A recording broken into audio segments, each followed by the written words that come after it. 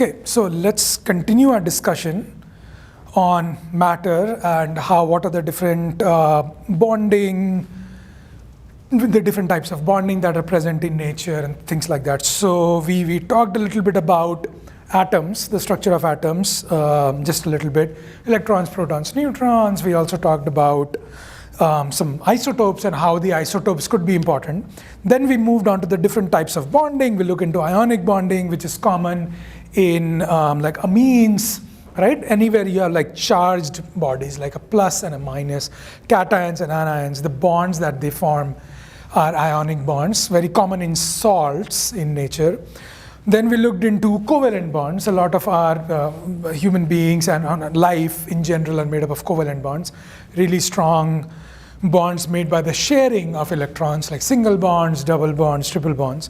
Then we looked into metallic bonds and how we do not have a lot of examples of metallic bonds in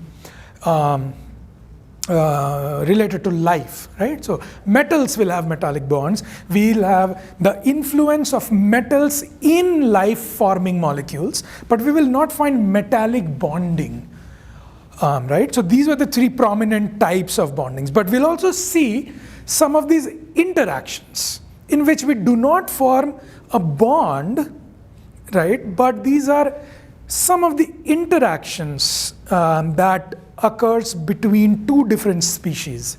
And whenever we have these interactions, what do you think these interactions are? Are they gravitational interactions or electromagnetic interactions or electrostatic interactions? What type of interactions are we talking about?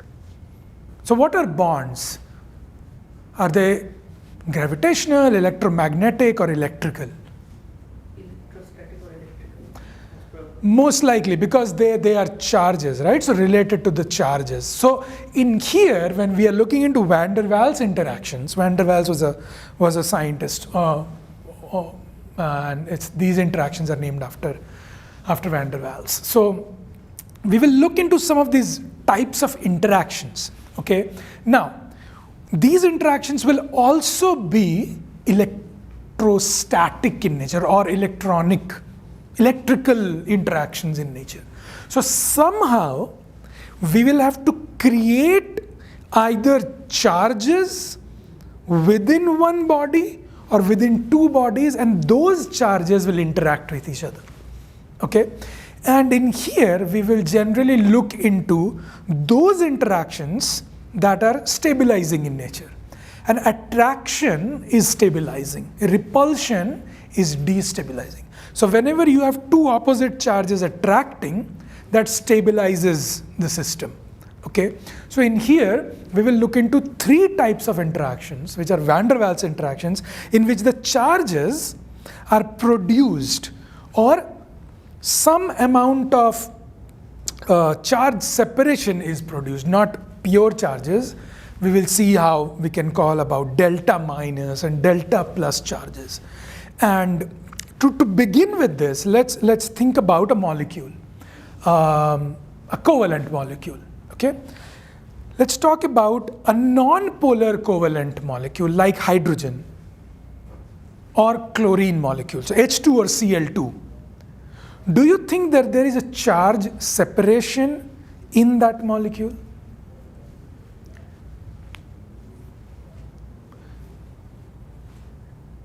Take also the example of HCl, which is also a covalent molecule, but we call it a polar covalent molecule. That means that there is some type of a dipole that has been created in the molecule. And why do we say dipole? Because there are two poles created. There is a positive and there is a negative. So between H and Cl, there is someone who is attracting more electrons than the other one. Which is attracting more electrons? The chlorine, right? And why is that? Why is chlorine attracting more electrons? Which is that property?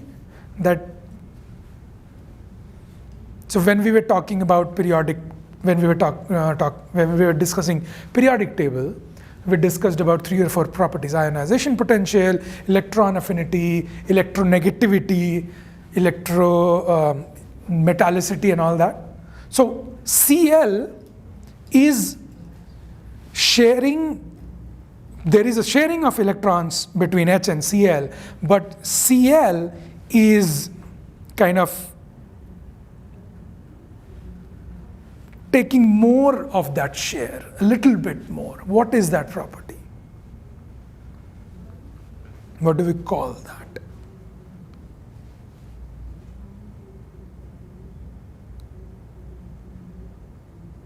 Electronegativity, right? So chlorine is more electronegative.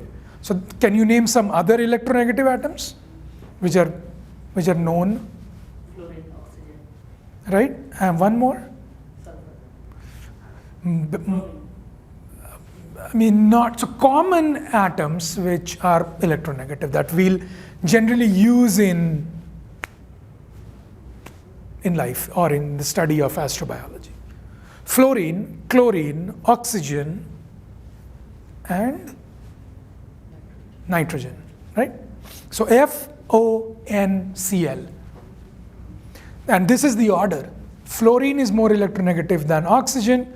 Oxygen is more electronegative than chlorine. So FON and then Cl, okay? And this will be related to hydrogen bonding that we'll see. So whenever there is a covalent bond that is happening with 2 separate elements that have an electronegativity difference, because of that electronegativity difference, whatever that electronegativity difference is, there will be a positive charge being generated and a negative charge. The negative charge, the slight negative charge that is being generated will be on which? More electronegative or less electronegative? The negative charge, more electronegative, right? The positive charge will be generated on what? Less electronegative. We don't say electropositive because there is no property called electropositivity. Okay, so there is more electronegative, there is less electronegative.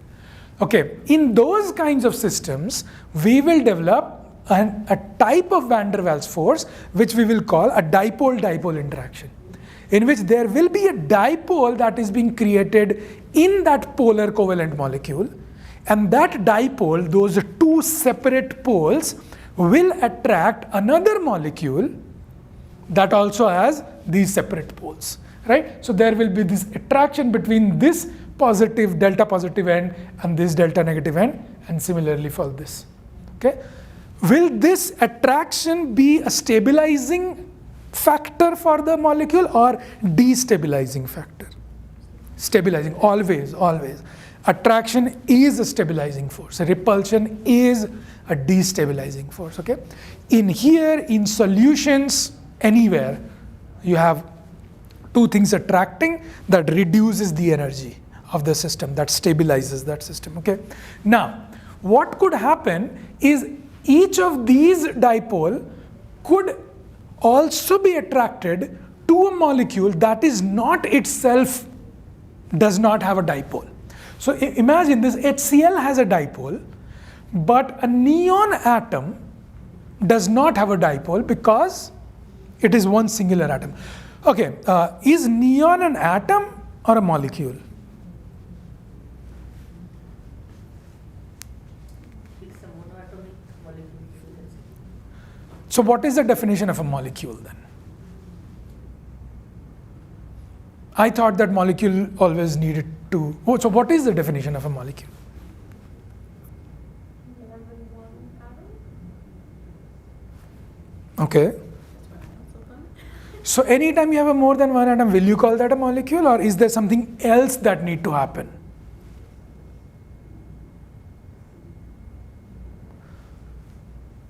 Can I have any 2? Neon 2? Why not? Or can I have O4, like P4? So why not? So I will not have an O4. I will not call that a molecule. Even if I have that, I will not call it a molecule. If I have Ne2 or argon 2, I will not call it a molecule. Why?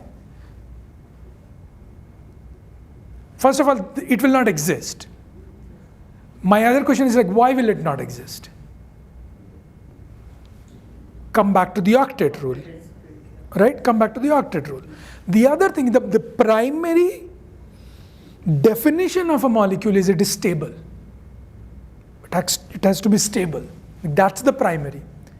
So O2 is stable, so that's why it's called an O2 or an oxygen molecule. N2 is stable, it's a nitrogen molecule. N is not stable, so N is an atom. O is an atom. But for neon, the neon atom is stable itself, so I can also call the neon atom a neon molecule by the definition, because it does not need anything else for its stability. So the neon atom is also the neon molecule. In here, neon is not going to form a dipole because there is no reason for it as of now. But imagine that there is an HCl molecule that has a dipole. This will induce a dipole on this neutral atom. Okay, this will induce a dipole on this, and then it will start interacting and then stabilize. So this is an induced dipole and a dipole interaction, for example like this. Okay. So even if in here you have a molecule, a non-polar covalent compound could also be involved in here for this to happen, like a dipole, an induced dipole interaction. Okay. The third form is the dispersion forces, in which you do not have any dipole created. For example, the neon molecule, it does not have any dipole on its own, but when you have 2, 3, 10, 100, a mole of these, then what can happen? There could be a charge separation within that atom, and that can interact with the other atom.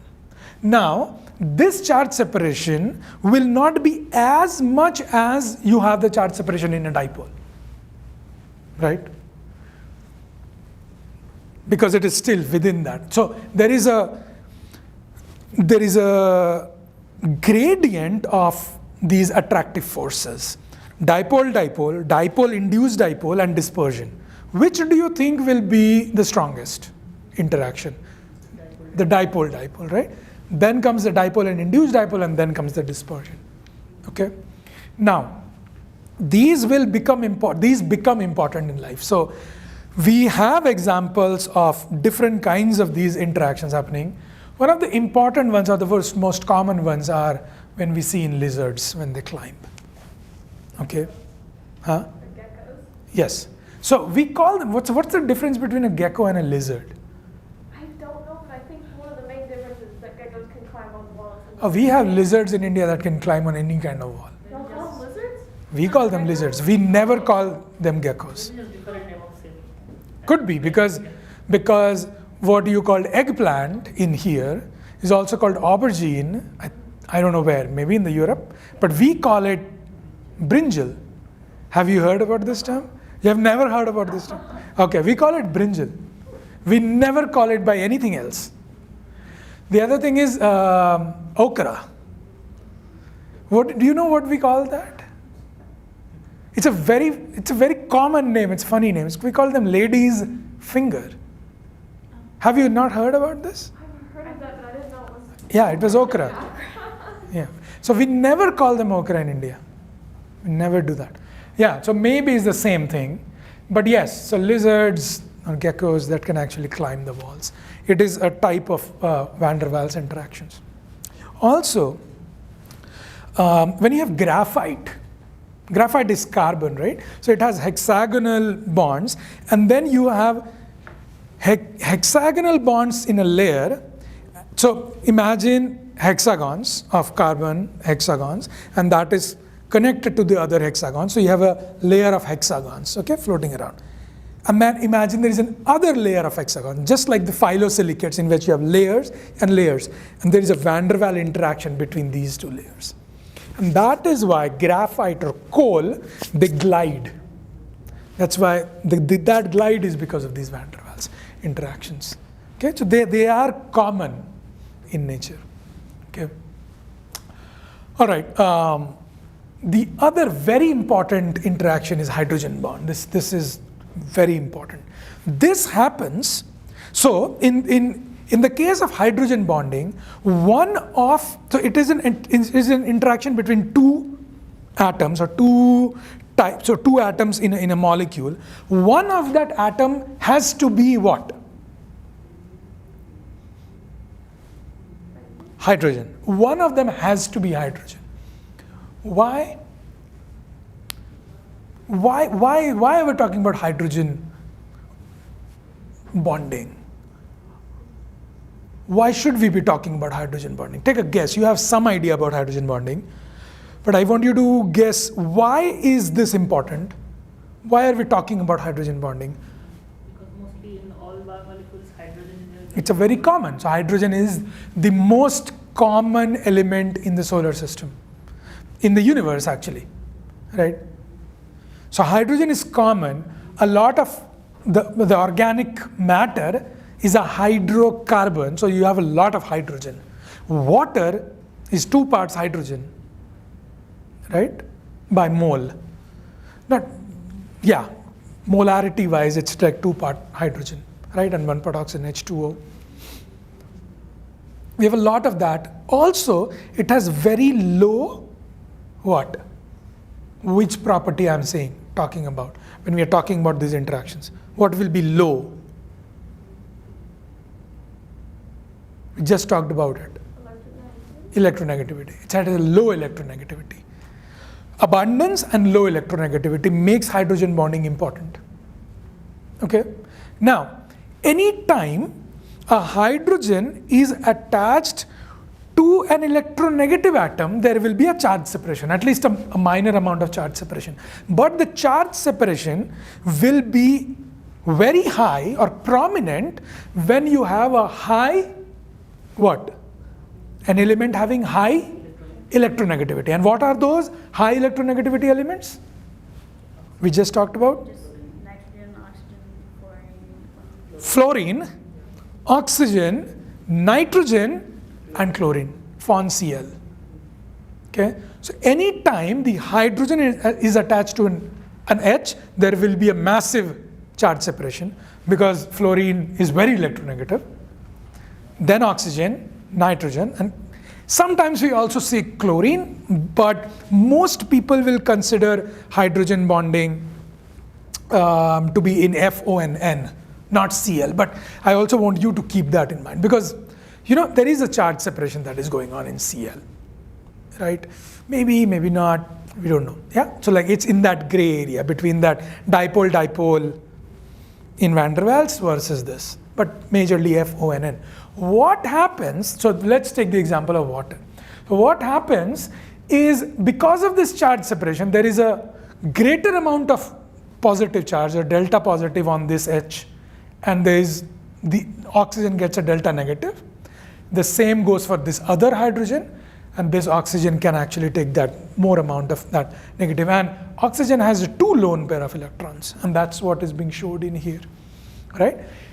This delta plus gets attracted to one of these lone pairs, and this H gets attracted to one of these lone pairs. This interaction, which is greater than a dipole-dipole interaction, but less than a covalent bond, that interaction is called hydrogen bonding. Okay, this is hydrogen bonding.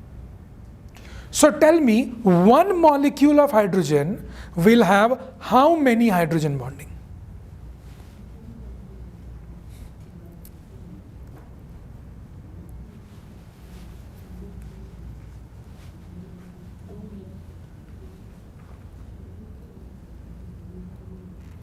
only one molecule of hydrogen. Each molecule of water, Okay. how many hydrogen bond will it be involved in?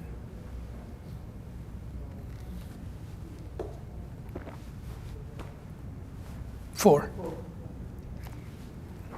2, and then these 2 again bond. So there will be 4. What will it do to the boiling point of water?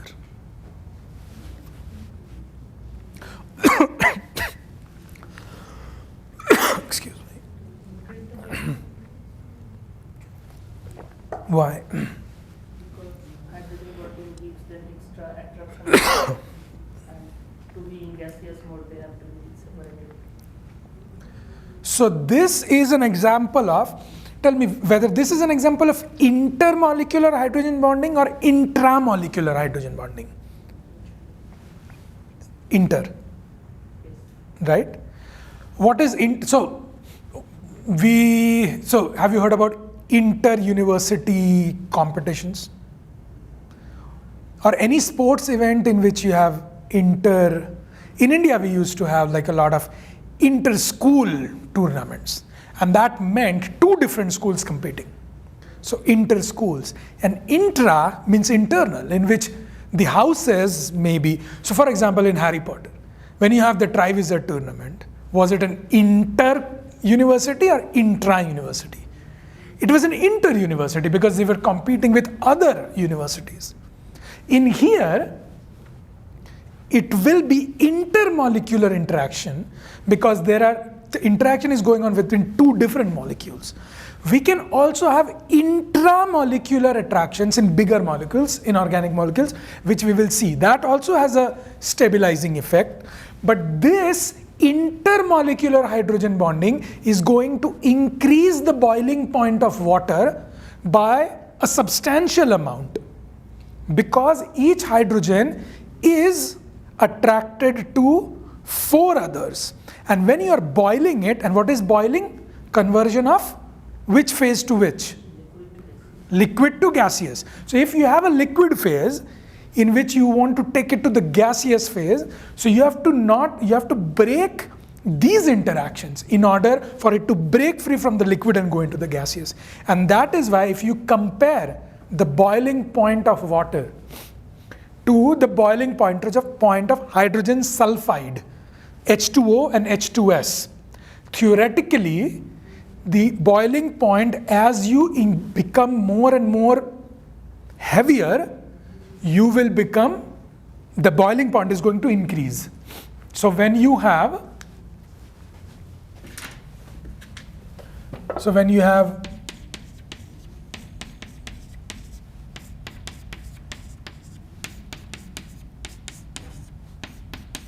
polonium, I don't care. So the boiling point should increase because the boiling point is proportional to the molecular weight generally. So boiling point increases as the molecular weight increases, and you can see that the molecular weight is increasing. But think about this, hydrogen sulfide at room temperature, what is the state of hydrogen sulfide? Is it a solid, liquid, or a gas? What is hydrogen sulfide? It has a peculiar smell. It's not sulfuric acid. H2S, it's not. It's called hydrogen sulfide gas. It has a rotten egg smell. So if you have done chemistry experiments in the lab, it is bad. It is actually like a rotten egg smell. But it's a gas at room temperature. What is water? It's a liquid. It should not happen. So what does it mean for something to be gaseous? That its boiling point is less than the room temperature.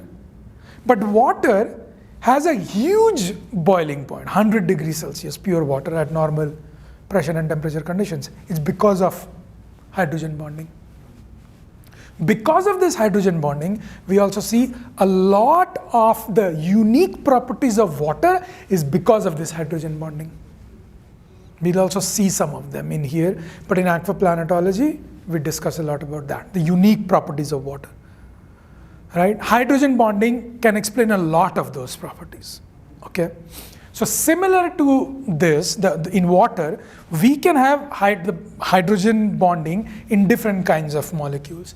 For example, our DNA will have a lot of hydrogen bonding. Okay? We'll look into that, but we'll not go into the structure of DNA just yet.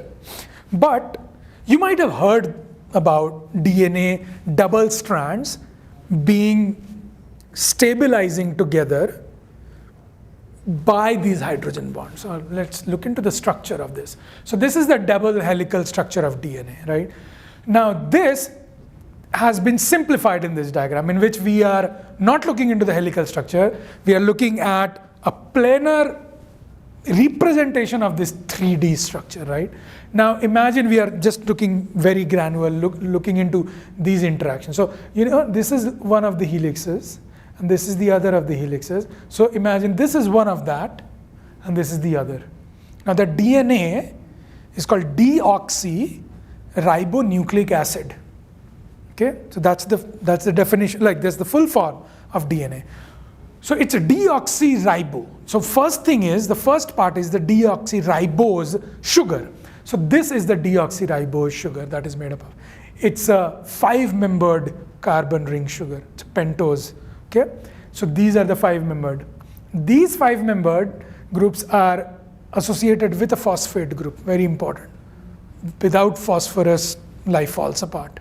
Definitely carbon, but phosphorus is also very important. So this is the phosphate group. So this is one of the strands, this is other of the strands. These A, G, T, and C, these are called the nucleic acid. That's the nucleic acid part of the DNA. So deoxyribonucleic acid, so this is the ribose sugar, right? And these are the nucleic acids pair. So we'll look into the nucleic acids in more detail. But that nucleic acid has N and H attached to it. The nitrogen and hydrogen. We'll look into pyrene, pyrimidine, all these kinds of different. Some of these we saw in the last, in these amines, in which you have that nitrogen. It's not an amine, but you have the nitrogen in the structure. But what I want you to know is there is a nitrogen and a hydrogen. And the hydrogen bonding in DNA is because of the charge separation in that nitrogen and hydrogen. In water, it was because of that oxygen and hydrogen. In here, there will be a nitrogen and a hydrogen. And I'm not showing it here. The A, G, T, C, these are all different kinds of nucleic acids. A is for adenine, guanine, thymine, and cytosine. Okay? And in RNA, or ribonucleic acid, we have all of them, I think, except the adenine, in which the thymine attaches to a uracil group. We'll not go into the structure of DNA and RNA yet, but just remember that there are all these nucleic acids that are attaching to the other nucleic acids through hydrogen bonds. The other thing is so the pairs are always AT-GC. You cannot form an AC or AG pair, you don't. You always form an AT-GC pair, okay? And there are 2 hydrogen bonds between that AT pair, and there are 3 hydrogen bonds between the GC pair. This is the structure that keeps this is the interaction. These are the hydrogen bonds is what stabilizes this entire DNA. If you remove those hydrogen bonds, the entire DNA just falls apart. That's the end of life. So hydrogen bonds are at the center of why or how the life is stabilized. But tell me, why is life dependent on a minor interaction like this? Because hydrogen bonding is just an interaction. If I were life, I would not rely on these kinds of interaction, while I would rely on something that is more strong and stable so that I don't fall apart. Why is life relying on these minor interactions only?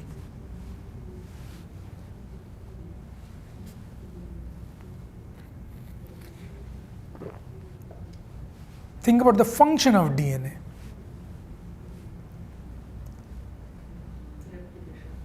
And what is that?